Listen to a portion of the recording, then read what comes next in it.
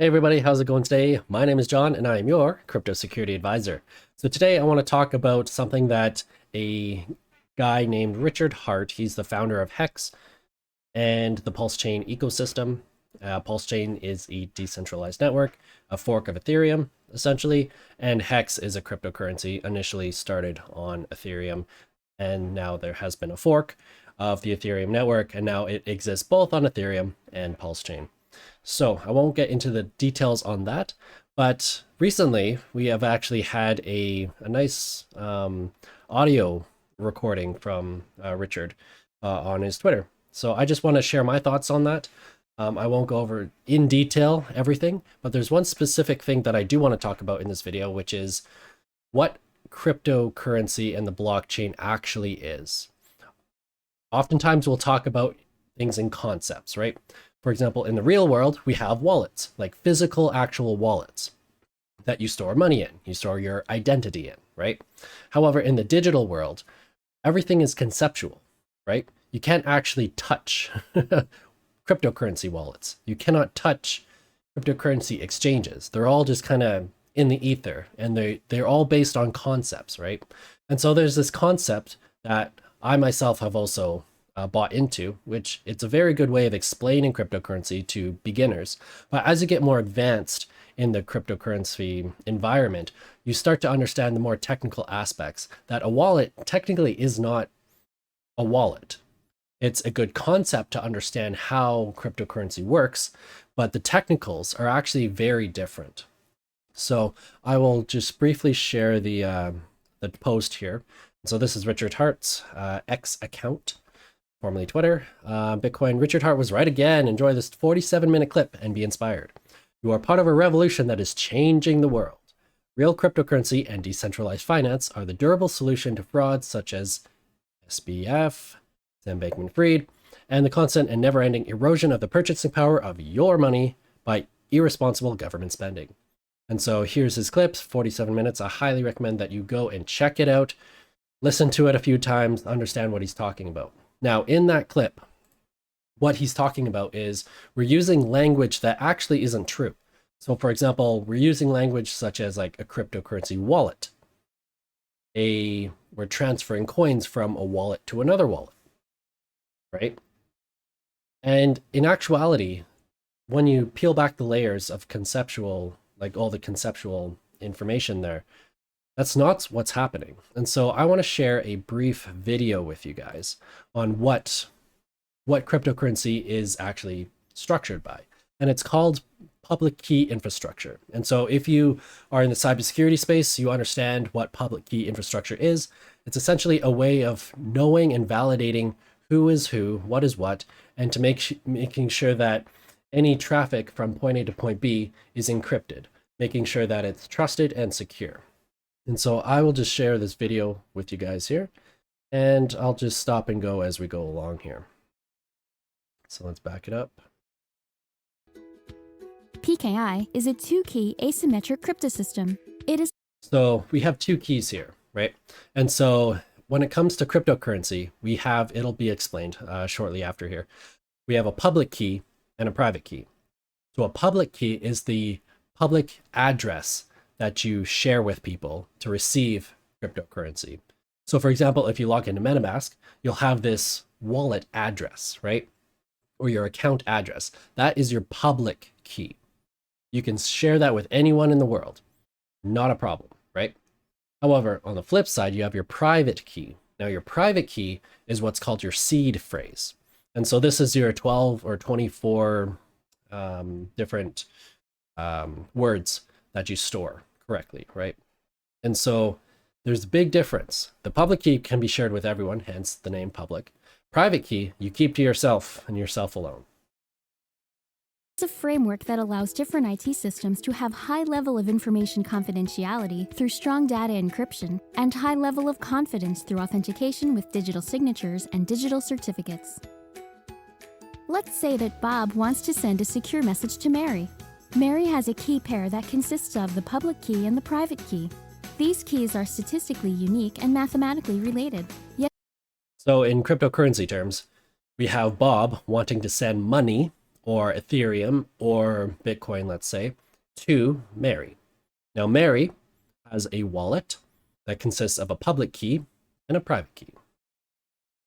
But they are different from one another. Bob requests Mary's public key. It's public, which means it can be distributed to anyone who wants to send an encrypted message to Mary. It also means that the key is not a secret and therefore doesn't require any special protection. So Mary sends it to Bob. Then Bob uses the public key that Mary sends him to encrypt a message, and he sends the message back. So the encryption portion happens in the back end, and so all Bob is doing is he's taking that public key address and just simply sending it back to Mary. Anything encrypted with the public key cannot be decrypted with the same key. It has to be decrypted with the corresponding private key, which is kept secret. So Mary uses her private key. So the private key, this is where it becomes extremely important to recognize the difference. So public key, anyone can use it, whatever.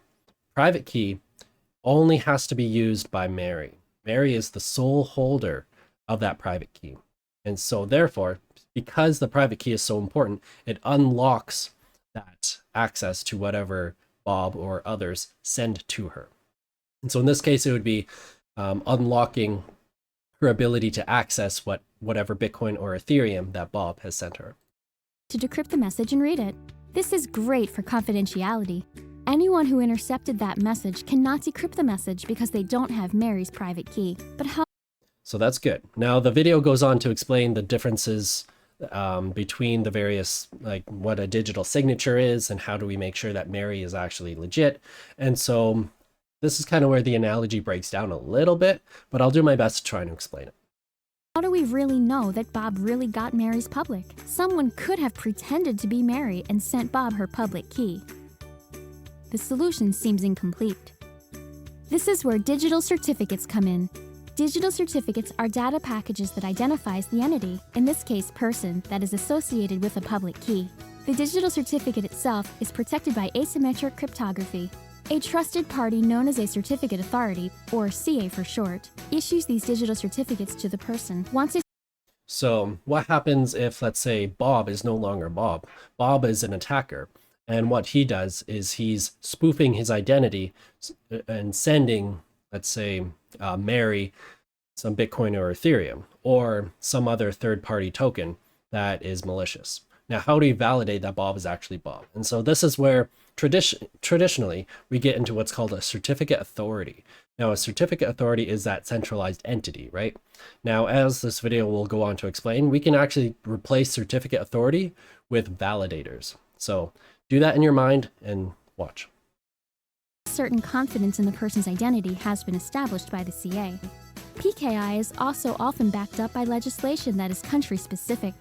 You might find PKI mentioned in the Digital Signatures Act, Electronic Transactions Act, or Electronic Commerce Act, etc. of your own country. A CA is both an organization as well as a set of IT systems that is responsible for issuing, revoking, and distributing digital certificates. It is often a third-party organization that is trusted by all parties participating in the PKI. So now that we know that what a certificate authority is in the traditional realm, now replace that with validators. Validators are responsible for validating these transactions. However, organizations can also have their own in-house CA system. Secure Metrics PKI in a Box appliance allows organizations to do exactly that with ease and at a lower cost. Let's look at the Bob-Mary scenario again, but this time with PKI. Bob wants to send a secret message to Mary. Mary has already obtained a digital certificate from a CA that Bob trusts. Bob can now either get Mary's certificate from the CA, from Mary herself, or from anybody else who has Mary's certificate. Since the digital certificate can be independently verified, it doesn't really matter where Bob gets Mary's certificate from. The digital certificate contains Mary's particulars, public key, the CA's particulars, and cryptographic data. All the information needed to identify the entity with a high level of confidence. The message itself is encrypted and decrypted in the same way. But this time, Bob makes sure that the public key came from Mary by validating the digital certificate. They even How use does the one word validate a validating. digital certificate? Well, that's a story for another time. Contact Secure Metrics PKI expert now. Okay. So that is the video that I wanted to share. So it's very similar. This technology has been along or in existence for quite some time.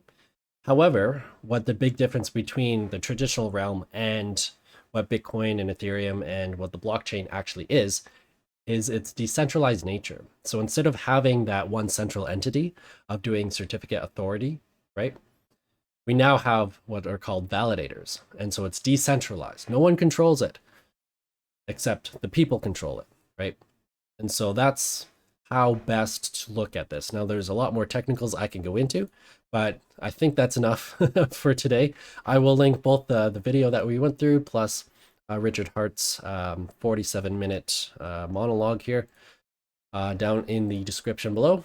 And I hope this was useful to you guys. There's a lot going on. I might do a bit more of these technical videos in the future. We'll see. Anyways, I will see you in the next one. Take care.